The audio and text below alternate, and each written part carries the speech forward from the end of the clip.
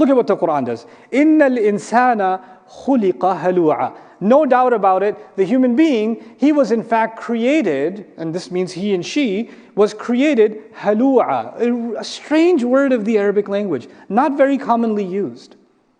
And the Mufassirun were also having all kinds of debates about what halu' means.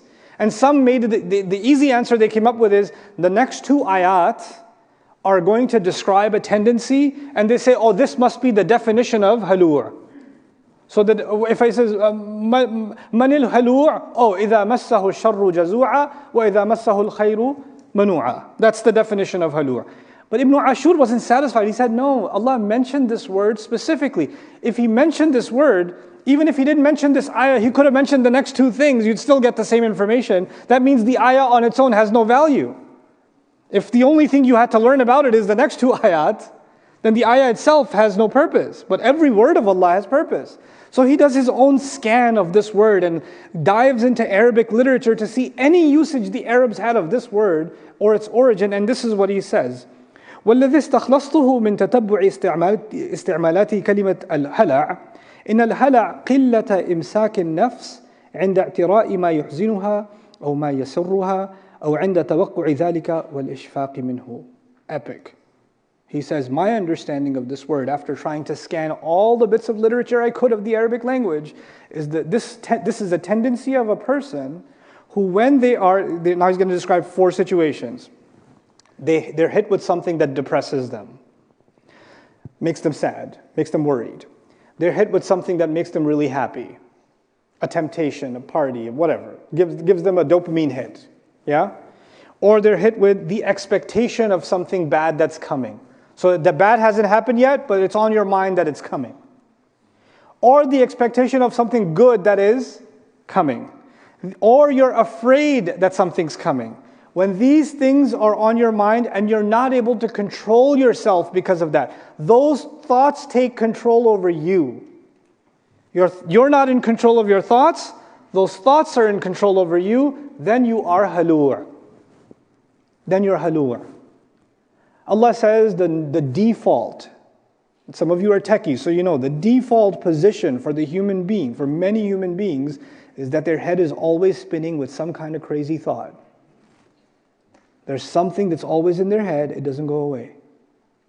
And they're always like, how do I control this thought? And this thought manifests itself in sometimes bad behavior, bad actions, anxiety, depression, you know. And it's always there. Now the world of therapy is saying that's a disorder, right? And the Quran is saying, إِنَّ الْإِنسَانَ خُلِقَ هَلُوعًا. You were made this way. Like, that's your normal. That's your normal. Now let me tell you something. The human body, as opposed to a polar bear's body, it's a cool example, right? The human body as opposed to a polar bear's body. Our body was not naturally designed to walk out in the cold without clothes on. Our body is not designed to withstand nature. We have to put measures in place to protect ourselves from that because the skin on our body and our blood temperature is not enough. We're going to die. So clothing isn't just a matter of deen, it's also a matter of survival. The same way our minds, our thoughts, are not pre-programmed towards positivity necessarily. We're not clothed, it's not natural. You have to clothe your thoughts with something that will protect the natural tendency of self-destruction. You see? So Allah is now describing, and people are running, I need to get away from anxiety. I need to do something to, I'm going to get a calming app. I'm going to listen to water flowing. Now I hate my mother-in-law less. I love my mother-in-law, by the way. She's probably watching. I love you. Okay, this is not. My wife is upstairs. Okay, so, but it's a fun thing to say. Okay, I'm so dead. Okay, so, but the idea is we're running after things that are going to get rid of the negativity, or the anxiety, or the depression, and so that's one. Allah says you were made this way. Now that's a problem. But Allah says this in other words elsewhere in more broad terms. He says, لَقَدْ خَلَقْنَا الْإِنسَانَ فِي kabad. We created the human being in labor, toil, struggle. And labor, toil, and struggle is the economic struggle. It's the political struggle. It's the social struggle. That's the outside struggle. And man, there's a struggle in here and in here every single day. There's a war going on inside too. Fi kabad. Here he says, إِنَّ الْإِنسَانَ خُلِقَ هَلُوعًا إِذَا مَسَّهُ الشَّرُّ جَزُوعًا. I love this word, jaza'. Jaza' in Arabic used to be used for anything that's tough on the outside and soft or hollow on the inside. Beads that you put threads through, they're also jaza'. A date that's tough on the outside and the inside has gone soft or bad, that's also called jazur. There's a valley that you cut through, so the rocks are really jagged, but the middle is nice and grassy and you can walk right through it. That valley is also jazur. Everything that's tough on the outside and what? Soft on the inside, weak on the inside is jazur, actually.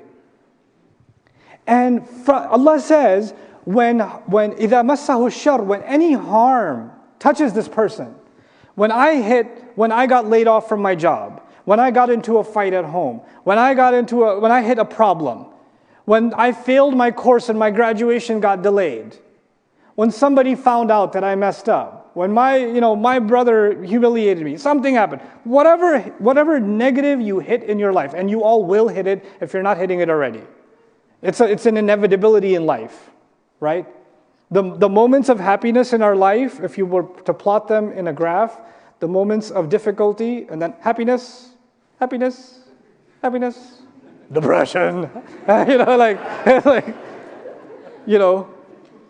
we're running after them. The world recognizes this and say, I'm just gonna, my life is way too messed up. Friday night, I'm just gonna go get happy. They call it happy hour for a reason, right? They're trying to get happy. And then it brings about all kinds of new sadness, and they're like, oh, we'll try that again next Friday. Let's see if we get a different result. Here Allah says that human beings, when they're hit with difficulty, they become jazur. You know what that means? Even if you're standing upright and on the outside you look like everything's okay, you start weakening on the inside. You start breaking on the inside. Your anxiety starts eating away at you. Your depression starts eating away at you. Your thoughts start eating away at you. Your fear of the future starts eating away at you. You become jazur. You're like, man, if this problem happened, then I'm just cursed. This always happens to me. And it's always going to happen to me. Now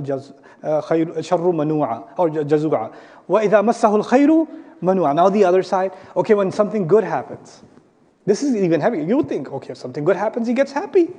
When something bad happens, he's depressed, hollow on the inside. Great. Well, let's talk about the good news. Allah says, no, the good isn't so good either. وَإِذَا مَسَّهُ الْخَيْرُ مَنُوعًا. And mana is an interesting word. When something good happens, now let's think of some examples so you can relate to this, right? So you just got a job. Good news. You just got married. Good news.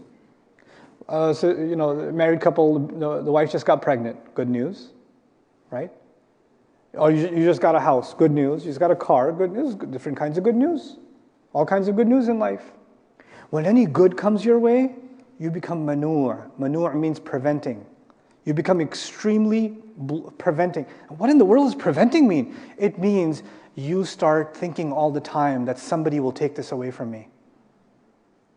I'm going to prevent this person from taking this away from me. A mother has a son. Immediately she says, I will never let anyone take this son away from me. So when he's old enough and he likes a girl, she will destroy that girl. Because she is manur'. Because that's her khair. You see? She's like, if she's going to take my son, he's going to love her more. He's going to forget about me. I will show him that she is shaitan.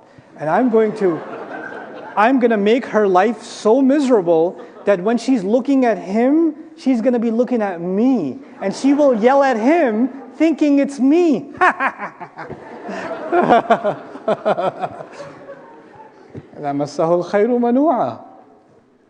I'm not going to let anybody take this away from me. Mine. Everything becomes precious, right?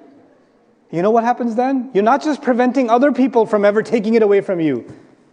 Human beings are so crazy. You really wanted to get this car. You're like watching commercials with somebody doing like 360s in it and drifting and all that stuff, and you got yourself the M3, man, and you get it, and what are you doing? It's always on your driveway, you're always wiping it clean. Don't touch it, bro! You even prevent yourself from enjoying it. Forget preventing somebody else. Human beings are so crazy, we get it. Our parents did this. I don't know if your parents did this. Back in the 80s, getting like a TV and a VCR was... How many parents, if you grew up, you knew the remote control was still wrapped in plastic? They didn't take it out. This is manure. Or how many people, your mom goes to the store, she buys the dishes for the kitchen, right? The nice plates and cups. But the homeless looking ones you eat every day, and the nice ones, the ones with cracks in them, that's the one you eat it. And if you dare touch the nice one, hey! That's for people, so when they come here, they think we're happy. That's not for you. That's not for you.